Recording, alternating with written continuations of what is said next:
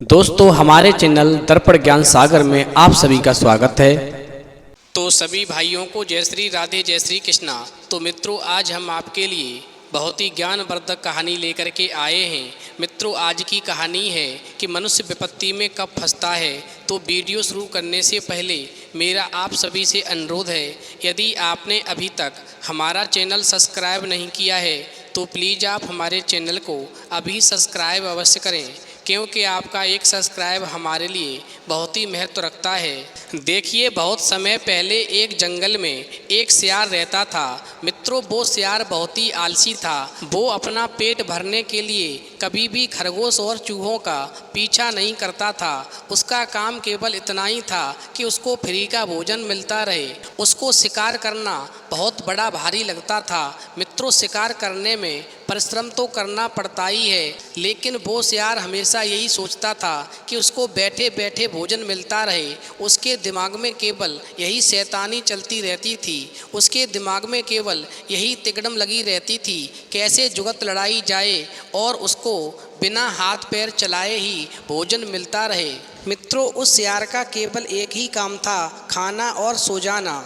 अब वो सियार एक दिन इसी सोच में डूबा हुआ एक झाड़ी में दुबका बैठा था। मित्रों उसने देखा कि बाहर चूहों की टोली उछल कूद और भागदौड़ करने में लगी थी। उसमें एक मोटा सा चूहा था जिसे दूसरे चूहे सरदार कहकर के बुला रहे थे। मित्रों सियार उन्हें चुपचाप देखता रहा और उसके मुंह में खुशी से लार टपकती रही। तभी सियार के दिमाग में एक तरकीब आई। जब चूहे वहाँ से चले गए तो उसने दबे पांव उनका पीछा किया। अब मित्रों इधर तो वो सियार जो था उन चूहों के बिल को खोजने की तलाश में था, और उधर उन चूहों का सरदार जो था वो चूहों से कहता है, मैं कुछ दिन के लिए बाहर जाता हूँ।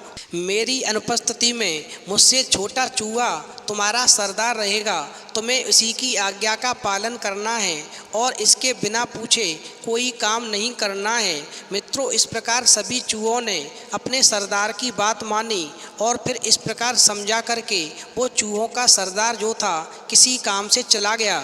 अब मित्रों इधर वो सियार जो था उन चूहों के बिल तक पहुंच गया, और जब सियार को चूहों का बिल मिल गया तो उस दिन तो वो वापस लौट आया, लेकिन दूसरे ही दिन प्रातःकालीन वो उन चूहों के बिल के पास खड़ा हो गया। अब मित्रों उस सियार ने अपना मुंह उगते सूरज की ओर कर लिया और उसकी आंखें बंद थीं। मानो ऐसा लग रहा था कि वो सियार कितना बड़ा भगवान का भक्त है और सूर्य भगवान की आराधना कर रहा है। मित्रों इधर चूहे जब अपने बिलों से निकले तो उन्होंने सियार को कुछ अनोखी मुद्रा में खड़े हुए देखा तो वो एकदम से चकित रह गए। अब उन चूहों का जो सरदार था वो उस सियार के निकट गया।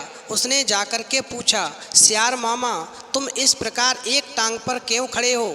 अब तो मित्रों सियार ने एक आंख खोल करके कहा, मूर्ख तूने मेरे बारे में नहीं सुना। कभी मैं चारों टांगे नीचे दिखा दूंगा तो धरती मेरा बोझ नहीं संभाल पाएगी। ये धरती डोल जाएगी और तुम सब नष्ट हो जाओगे। तुम्हारे कल्याण के लिए ही मुझे एक टांग पर खड़े रहना पड़ता है। अब तो मित्रों सियार की बात सुनकर के चूहों में खुसर फुसर शुरू हो गई और इस प्रकार वो सभी चूहे सियार के निकट आकर के खड़े हो गए। मित्रों उनमें से चूहों के सरदार ने कहा, हे महान सियार हमें अपने बारे में कुछ बताइए। मित्रों सियार ढोंग रचकर बोला, मैंने सैकड़ों वर्ष हिमालय पर्वत पर एक टांग पर खड़े होकर तपस्या की है। फिर मेरी तपस्या समाप्त होने पर सभी देवताओं ने मुझ पर फूलों की वर्षा की और भगवान ने प्रकट होकर के कहा, मेरे तप से मेरा भार इतना हो गया है, अगर मैं चारों पैर धरती पर रख दूंगा तो धरती गिरती हुई और ब्रह्मांड को छोड़कर दूसरी ओर निकल जाएगी। तब देवताओं ने मुझसे कहा, ये धरती मेरी कृपा से ही टिकी है, और इस प्रकार उसी दिन से मैं एक टांग पर खड़ा हूँ। मैं नहीं चाहता मेरे चारों पैर पृथ्वी पर आएं और ये पृथ्वी रसातल को चली जाए, जिससे संसार के सारे प्राणी नष्ट हो जाएं। मैं कभी ये नहीं चाहूँगा कि मेरे कारण दूसरों को कष्ट पहुँचे। अब तो मित्रों सारे चूहों का समूह महातपस्वी सियार के सामने हाथ जोड़कर खड़ा हो गया। तभी एक चूहे ने पूछा, तपस्वी मामा आपने अपना मुंह सूरज की ओर क्यों कर रखा है? तो सियार ने उत्तर दिया, मैं सूर्य की पूजा करता हूँ, इसलिए मैंने अपना मुंह सूर्य की ओर कर रखा है। तभी मित्रों दूसरा चूहा बोला, फिर मामा आपने अपना मुंह क्यों खोल रखा है? तो सियार कहता है, मैंने अपना मुंह इसलिए खोला है कि मैं हवा का आहार कर सकूं। मैं केवल हवा खाकर ही जीवित रहता हूं। मुझे खाना खाने की ज़रूरत नहीं पड़ती। मेरे तप का बल हवा को ही पेट में भली भांति के पकवानों में बदल देता है, जिसकी वजह से मुझे हर प्रकार के व्यंजनों का स्वाद मिलता रहता है। अब तो मित्रों उस सियार की बातों को सुनकर के चूहों पर जबरदस्त प्रभाव पड़ा और सियार की ओर से उनका सारा डर जाता रहा और इस प्रकार सभी चूहे उस सियार के निकट आ गए। और उधर सियार जो था अपनी बातों का चूहों पर असर होता देख करके अपने दिल ही दिल में बड़ा खुश हो रहा था।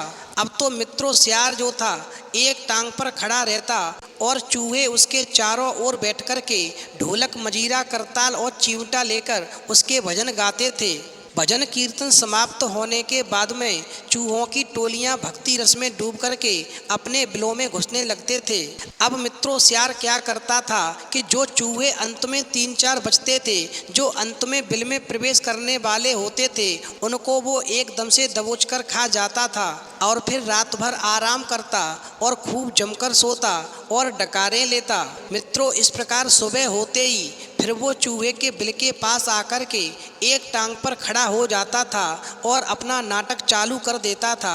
अब इस तरह चूहों की संख्या कम होने लगी। उधर चूहों का जो मेन सरदार था, जब वो वापस आया और उसने देखा कि चूहों की संख्या कम होने लगी है, तो चूहों ने अपने सरदार को बताया कि बाहर एक सियार मामा हैं जो भगवान के बहुत बड़े भक्त हैं, जिनकी निगरानी में हम सबका समय अच्छे से गुजर रहा है।